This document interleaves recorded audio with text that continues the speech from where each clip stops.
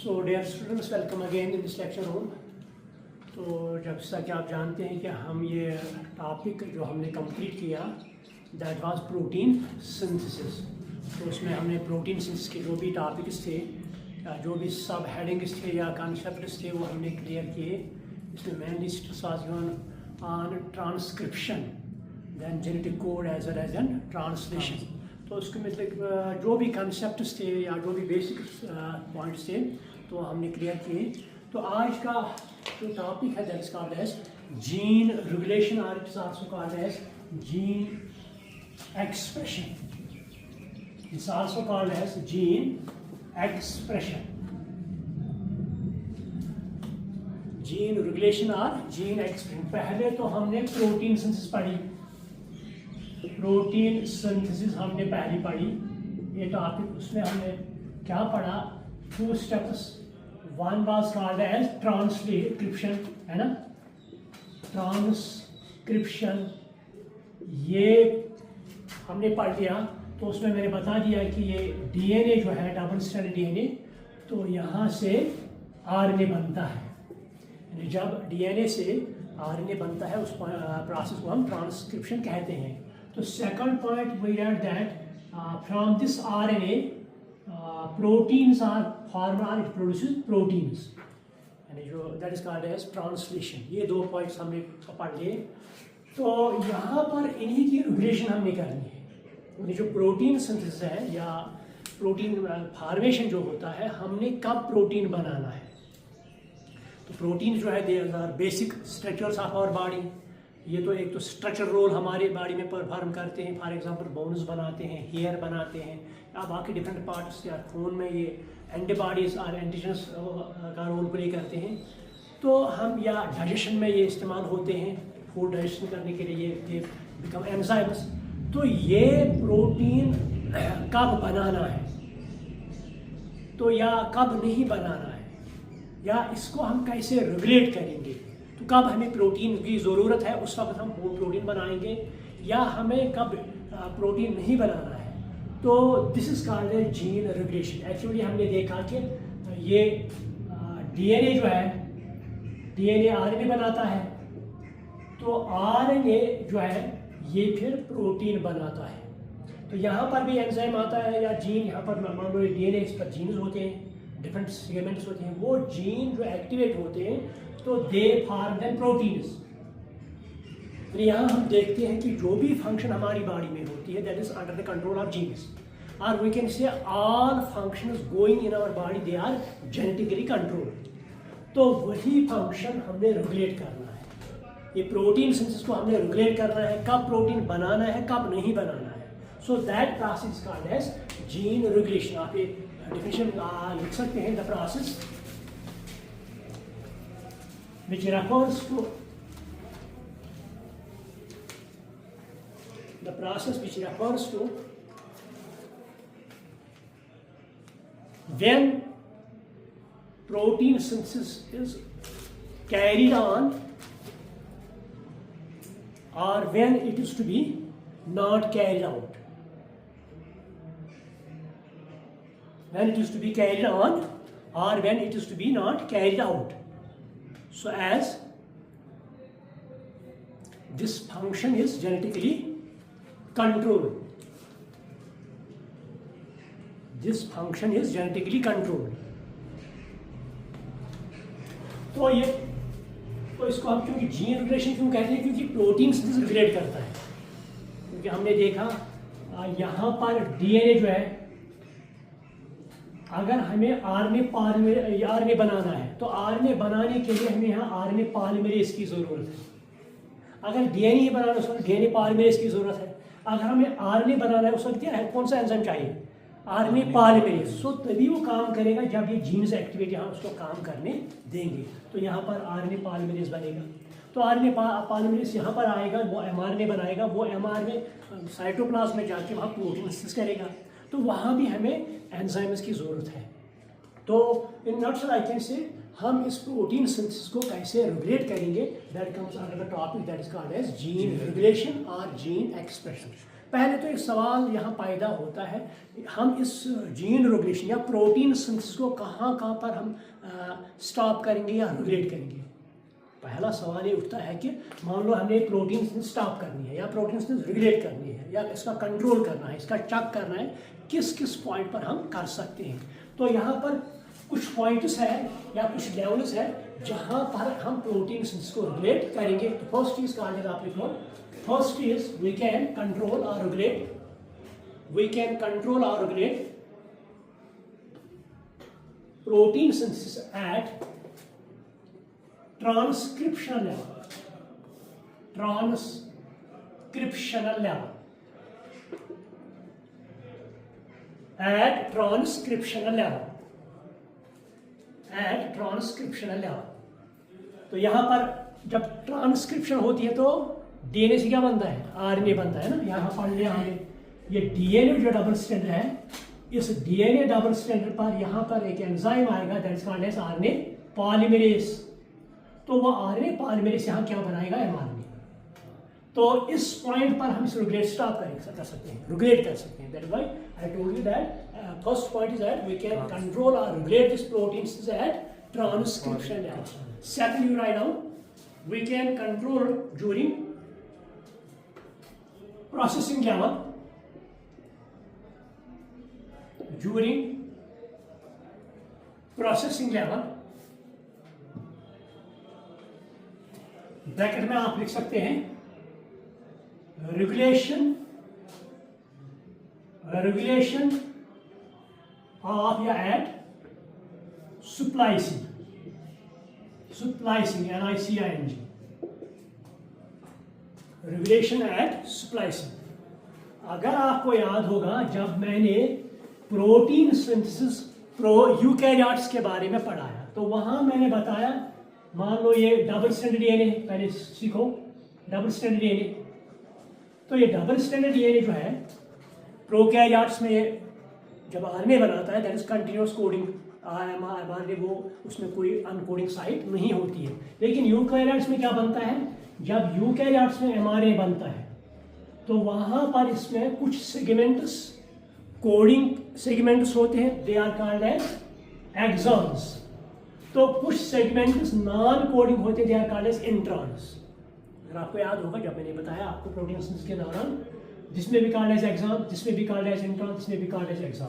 यानी एक्सॉन जो है ये वो साइट है या वो सेगमेंट एमआरएनए का है जो प्रोटीन बनाने में काम मदद देता है, प्रोटीन बनाने में काम आता है। तो इसको हम कहते हैं एक्सॉन। दूसरा सेगमेंट क्या है, intron, it's called as exon. दो second is called as intron. तो इंट्रॉन जो बिटवीन टू एक्सॉन्स, ये सेगमेंट कोडिंग सेगमेंट नहीं है, यानी कि ये प्रोटीन सिंथेसिस में काम नहीं परफॉर्म करता है, कोई रोल नहीं प्ले करता है। तो पहले इन इंट्रॉन्स को, तो यहां पर एक सेगमेंट एक्सॉन है, दूसरा सेगमेंट इंट्रॉन है। तो एक्सॉन जो है ये एमाइनो एसिड बनाने में काम देगा या प्रोटीन सिंथेसिस परफॉर्म करेगा, तो इसको हम कहेंगे कोडिंग सेगमेंट। दूसरा जो है that is called as intron. Intron is non coding segment, ये एमाइनो एसिड कोड नहीं कर सकता है।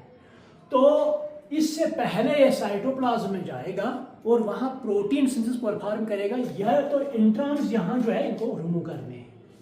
आपको समझ में आ गया, यानी before it will carry protein synthesis, जो ये इंट्रा नॉन कोडिंग सेगमेंट्स है इनको क्या करना है, हमें इनको वहां से रिमूव करना है। So that process is called as splicing. आपको समझ में आएगा, that process called as splicing, the process which involves removing of introns,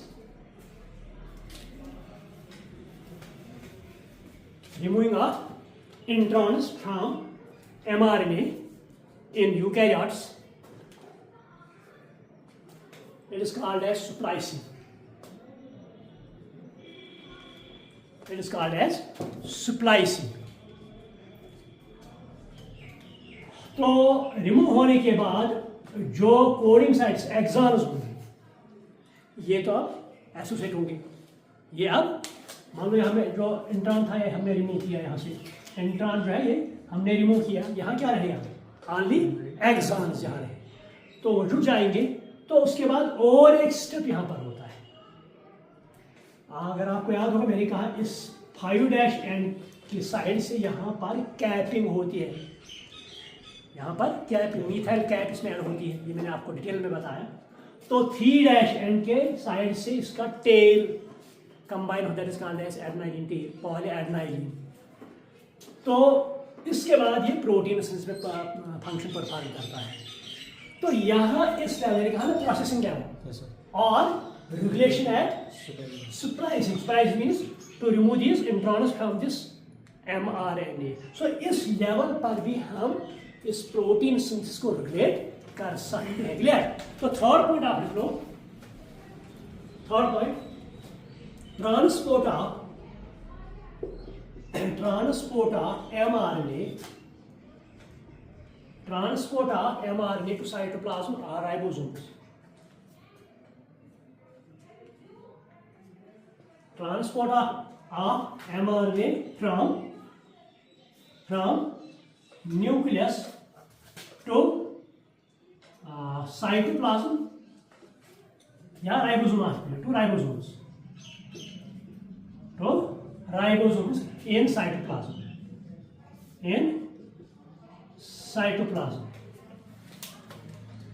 the transport of mRNA from nucleus to ribosome in cytoplasm। तो उसके बाद ये मान लो सेल है, ये न्यूक्लियस है, ठीक, इसमें डबल स्ट्रैंड डीएनए है, तो डबल स्ट्रैंड डीएनए में ट्रांसक्रिप्शन हुई, यहाँ पर न्यूक्लियस में, यहाँ क्या बना, mRNA बना, प्रोटीन सिंथेसिस में हमने पढ़ा, यहाँ पर डीएनए जो है ये क्या बनाता है, mRNA, that process called as transcription.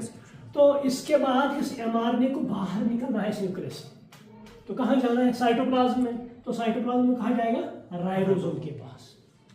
तो यहाँ इस पॉइंट भी हम इसको स्टॉप कर सकते हैं, रेगुलेट कर सकते हैं। क्लियर हुआ? मैंने कहा जब mRNA बना किसमें, न्यूक्लियस में, तो इसको आप कहाँ जाना है, बाहर जाना है, साइटोप्लाज्म में, राइबोसोम के पास, वहां पर प्रोटीन सिंथेसिस होगी। तो यहाँ इस लेवल पर भी हम इस प्रोटीन सिंथेसिस को रिलेट कर सकते हैं, जिसका next third point in transport of mRNA from nucleus to, तो fourth that is called as translation level. Fourth step आप लिख लो, that is called as translational level, that is called as translational level, that is called as translation level. तो यहां पर जब ये आ गया, mRNA कहाँ बना, न्यूक्लियस में, इनके सब यूकैरियोट्स, तो न्यूक्लियस से बाहर आ गया साइटोप्लाज्म में, कहाँ गया, राइबोसोम के पास, वहां प्रोटीन सिंथेसिस करेगा। तो राइबोसोम के पास जब आएगा, इसके बाद ट्रांसलेशन होगी, है ना, जो मैंने पढ़ाया, इसके बाद क्या होगी, ट्रांसलेशन होगी, प्रोटीन अब बनेगा, अमीनो एसिड्स आएंगे, वो पॉलीपेप्टाइड चेन बनाएंगे, that is called as translation. इस पॉइंट और इस लेवल पर भी हम इस प्रोटीन सिंथेसिस को रिलेट कर सकते हैं। क्लियर हुआ? कभी कभी आपके एग्जाम में आ सकता है, व्हाट आर द लेवल्स और what are the points at which we can regulate protein since our gene expression or at which gene regulation can be carried out. Number 1, transcription level. Number 2, processing level. Number 3, transport of mRNA from nucleus to cytoplasm to ribosome. Number last is translation level. ये clear हुआ कि कैसे बताऊंगा? Clear हुआ? 4 words. तो पहले ये ख्याल होना चाहिए कि हम कहाँ पर इस जीन रेगुलेशन को कहाँ पर हम इसका मतलब प्रोसेस जो है कर पाएंगे। तो दीज आर द 4 पॉइंट्स। अब हम बताएंगे, हम मान लेंगे यहाँ पर मैंने कहा जब प्रोटीन सिंथेसिस होती है, तो प्रोटीन सिंथेसिस जब होती है यहाँ पर ये सिंपल प्रोसेस तो है ही नहीं, इसके लिए हमें बहुत से कंपोनेंट्स की ज़रूरत है ना। तो most important components here are they are called as enzymes, है ना। मोस्ट इंपॉर्टेंट कंपोनेंट्स जो है they are called as enzymes. मान लो हमें डीएनए ये आरएनए बनाना है, आरएनए बनाने के लिए एंजाइम कौन सा चाहिए, आरएनए पॉलीमरेज। हमें एंजाइम्स की ज़रूरत है। या हम फूड मटेरियल खाते हैं, हमने फूड मटेरियल खाए, इसमें क्या क्या होता है, कार्बोहाइड्रेट्स, इसमें फैट्स होते हैं, इसमें प्रोटीन्स होते हैं, ये कंपोनेंट्स। तो इनसे हम एनर्जी हासिल कर पाएंगे, मगर पहले इनको ब्रेक डाउन होना है। पहले इनको ब्रेक डाउन करने के लिए कार्बोहाइड्रेट को ब्रेक डाउन करना है किसमें, ग्लूकोज में, फैट को फैटी एसिड्स और ग्लिसरॉल में, प्रोटीन को एमाइनो एसिड्स में।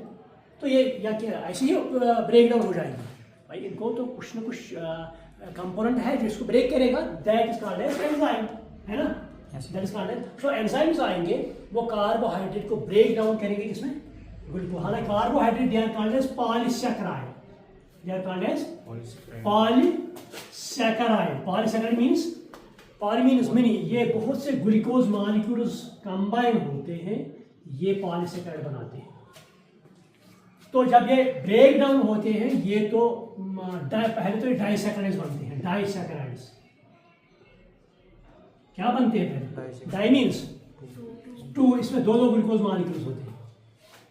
तो जब डोडेनम में ये पहुंचते हैं, तो डोडेनम में पहुंचने के बाद ये तो डाइसैकेराइड्स में कन्वर्ट होते हैं। फॉर एग्जांपल लैक्टोज, ये डाइसैकेराइड है।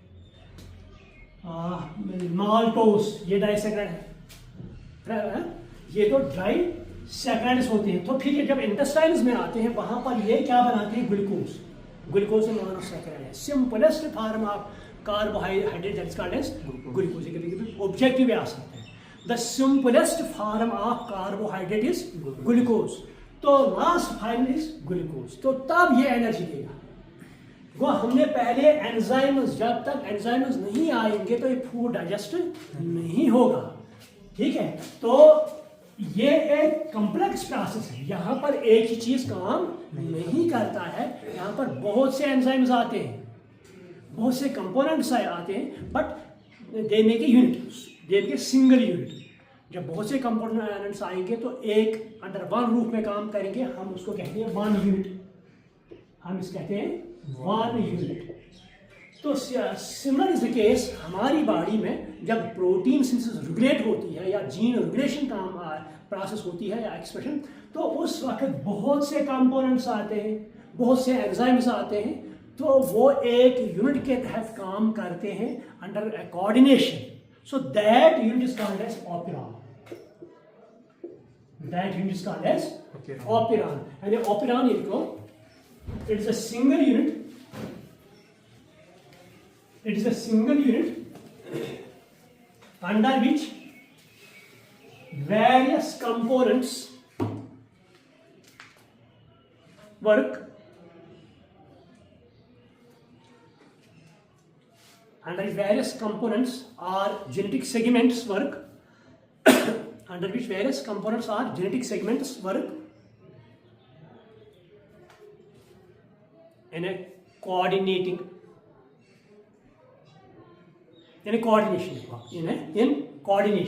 क्योंकि जब तक कोऑर्डिनेशन नहीं होगी तब तो ये काम नहीं कर पाएंगे, ठीक है। मान लो एक कोऑर्डिनेशन में समझाऊंगा, एक मिसाल में देता हूँ आपको। हम फूड खाते हैं तो फूड से क्या हमें मिलती है, एनर्जी। क्या जब फूड खाते एनर्जी मिल गई? पहले ये फूड ब्रेक डाउन होगा, तो ब्रेक डाउन करने के लिए डाइजेस्टिव सिस्टम है यहाँ पर। तो उसके बाद ये मान लो ग्लूकोज बन गया, तो ये ग्लूकोज कहाँ लाना है, रेस्पिरेटरी सिस्टम में। मगर कौन लाएगा इसको, सर्कुलेटरी सिस्टम। तो रेस्पिरेटरी सिस्टम इसको ऑक्सीजन सप्लाई करेगा, उसके बाद ये एनर्जी आएगी। So three systems they work in coordination. अगर ये कोऑर्डिनेशन नहीं करेंगे व्हाट हैपन, मान लो ग्लूकोज सेल में आ गया, रेस्पिरेटरी सिस्टम का मैं ऑक्सीजन सप्लाई नहीं करूंगा तो क्या हमें एनर्जी मिलेगी? तो they all make a one set and they perform their work और फंक्शन इन कोऑर्डिनेशन।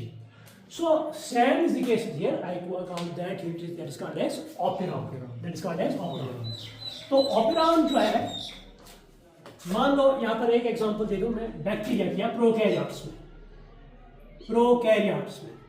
तो प्रोकैरियोट्स, जब बैक्टीरिया की बात हम करेंगे, बैक्टीरिया को भी एनर्जी चाहिए ना, बैक्टीरिया को जिंदा रहने के लिए एनर्जी चाहिए। तो एनर्जी के लिए वो इस्तेमाल करता है लैक्टोज, तो lactose is disaccharide, is a disaccharide. इसमें दो ग्लूकोज मॉलिक्यूल्स होते हैं, ठीक है। तो ये बांड यहाँ पर ब्रेक होना चाहिए, ये मोनोसैकेराइड देना चाहे तो उसके बाद ये एनर्जी देगा उसे। So the medium lactose is utilized by a bacteria to obtain energy. But मान लो बैक्टीरिया सेल है यहाँ पर,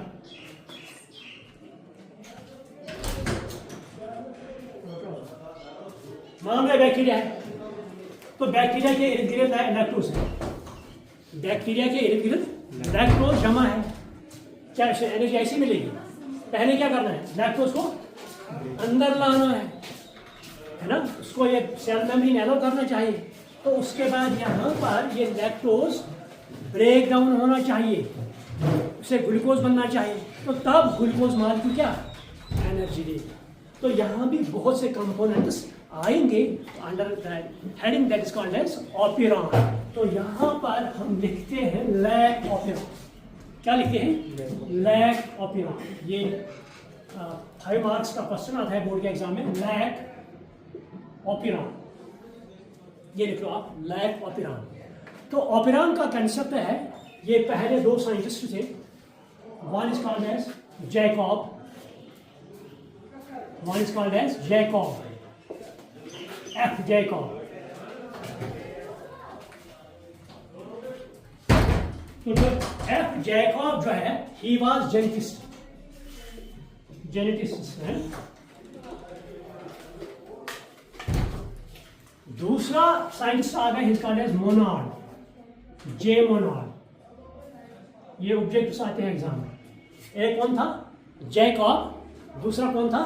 मोनार्ड। तो मोनार्ड वाज बायोकेमिस्ट। ये पॉइंट आप लिखो, बायो, क्योंकि एंट्रेंस में आ सकता है, वहां ये नहीं आएगा कि ऑपेरॉन कंसेप्ट किसने दिया। वहां मान लो आपका ऑब्जेक्ट आया, मोनार्ड ने ऑपेरॉन का कंसेप्ट दिया, he was botanist, he was physiologist, he was biochemist, he was geneticist। ये क्वेश्चन आ गया तो उस वक्त बच्चा फंस जाता है, लेकिन यहाँ पर दिया है he was a biochemist, ये जेनेटिक्स का साइंस था। क्लियर? तो इन दो ने ये ऑपेरॉन का कंसेप्ट क्लियर कर दिया या दे दिया। तो इन्होंने क्या बताया, ये प्रोकैरियोट्स जो है या बैक्टीरिया जो है, इनमें फूड मटेरियल या मीडियम जिससे ये बैक्टीरिया एनर्जी ऑब्टेन करते हैं, हासिल करते हैं, that is called as lactose, that is called as lactose. तो तभी हम शॉर्ट में कहते हैं लैक एलिस मींस लैक्टोज। कभी कभी ये पॉइंट आ सकता है एग्जाम में, ऑब्जेक्टिव आ सकता है, लैक रेफर्स टू लैक्टोज। तो होता क्या है, ये लैक्टोज मैंने कहा ये ब्रेक डाउन होना चाहिए, किसमें? ये ब्रेक डाउन जब होता है, एक तो ग्लूकोज में, दूसरा ग्लैक्टोज में, ग्लैक्टोज। लेकिन इसको ब्रेक डाउन करने के लिए हमें एक एंजाइम की जरूरत है। ब्रेक डाउन करने के लिए हमें that enzyme is called as beta galactosidase. जिस तरह मान लो प्रोटीन को ब्रेक डाउन करने के लिए हमें पेप्सिन चाहिए, हमें ट्रिप्सिन चाहिए, हमें काइमोट्रिप्सिन चाहिए या इरिप्सिन चाहिए, इसी तरह तो लैक्टोज को ब्रेक डाउन करने के लिए हमें एक एंजाइम चाहिए। उस एंजाइम का नाम क्या है? Beta galactosidase. ये आएगा तो ये इस ग्लूकोज लैक्टोज को, ये जो डाइसैकेराइड है उसको ग्लैक्टोज और ग्लूकोज में कन्वर्ट करेगा, तो फिर ये ग्लूकोज बैक्टीरिया को एनर्जी प्रोवाइड करेगा। लेकिन बीटा ग्लैक्टोसाइडेज एंजाइम कहाँ से आएगा? तो इसी के लिए हम कहते हैं लैक ऑपेरॉन। तो यहाँ पर किस हम अरे स्ट्रक्चर बनाएंगे। मैंने कहा जो ये ऑपेरॉन है इसमें बहुत से जीन्स आते हैं, इट्स सेट ऑफ। यहाँ पर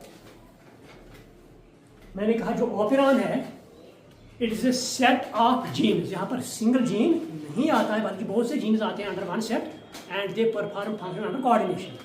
तो पहला जीन यहाँ पर जो आता है that is called as gene I, या हम इसे कहते लिखो आप, पहला जीन जो है that is called as regulatory gene, that is called as regulatory gene, it is represent by small R. Regulatory gene that is represent by, यानी कि ये एक जीन है, पर ये साथ आप इसमें लिख लो, ये रेगुलेटरी जीन है, ये डीएनए का पार्ट नहीं होता है। कभी कभी ऑब्जेक्टिव आ सकता है। The regulatory gene is not part of this operon. The regulatory gene is not the part of operon. Number 1. तो उसके बाद यहाँ पर और एक segment that is called as PR promoter site. Promoter second is called as promoter. तो इसको designated P से करते हैं. जब हमने प्रोटीन सिंथेसिस पढ़ाई तो उसमें मैंने कहा जब mRNA बनता है DNA से तो उस वक्त RNA पॉलीमरेज आता है एंजाइम, तो ये चिपक जाता है DNA के साथ. तो जिस साइट पर जिस पॉइंट पर ये RNA पॉलीमरेज अटैच होता है उसके बाद mRNA सिंथेसिस होती है, that point is called as promoter. That point is called as, जो RNA पॉलीमरेज एंजाइम है उसको RNA बनाना है तो ये DNA के साथ एसोसिएट होगा, उसके बाद RNA बनेगा. लेकिन किस पॉइंट पर ये एसोसिएट होगा, that point is called as promoter. यानी प्रमोटर इज द साइट, आप इनको, it is the site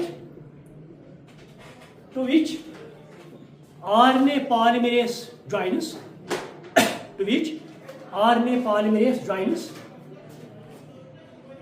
and carries RNA synthesis. And carries RNA synthesis.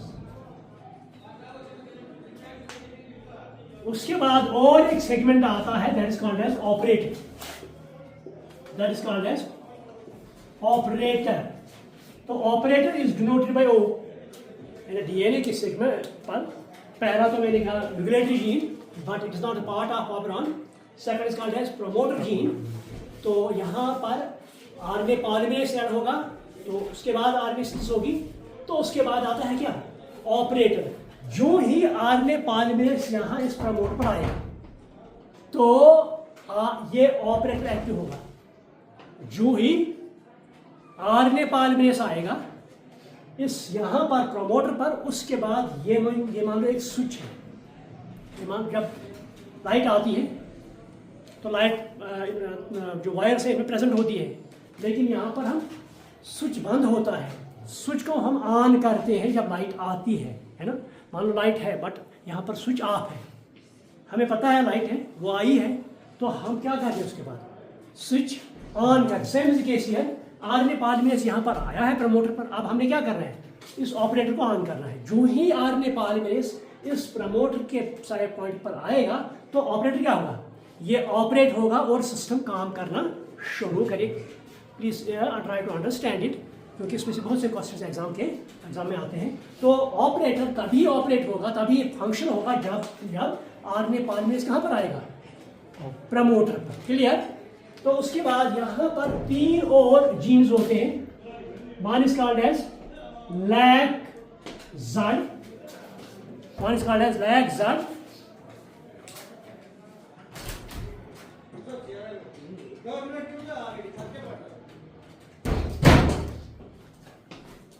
LAC-ZD, LAC-Y, LAC-A. कितने जीन्स आए, 3. कौन कौन, LAC-ZD, LAC-Y, LAC-A. तो जब RNA पॉलीमरेज यहाँ पर आया किस पर, प्रमोटर पर, तो ऑपरेटर ये स्विच ऑन होगा. ये जो जीन्स है ये एंजाइम्स प्रोड्यूस करेंगे यहाँ पर, वो एंजाइम्स उस लैक्टोज को ब्रेक डाउन करेंगे. आपको समझ में आ गया. यहाँ पर क्या क्या है, LAC-ZD, LAC-Y, LAC-A. So these are the 3 genetic segments. जो ही RNA पॉलीमरेज आ गया, ऑपरेटर ऑन होगा, सिस्टम ऑन होगा, तो ये 3 सेगमेंट जो है इसके बाद ये 3 टाइप्स ऑफ एंजाइम प्रोड्यूस करेंगे. तो वो कौन सा फंक्शन करेंगे, किस तरह वो ग्लूकोज को लैक्टोज को ब्रेक डाउन करेंगे और ग्लूकोज बनाएंगे, सो वो हम कल कैरी करेंगे. तब तक थैंक यू.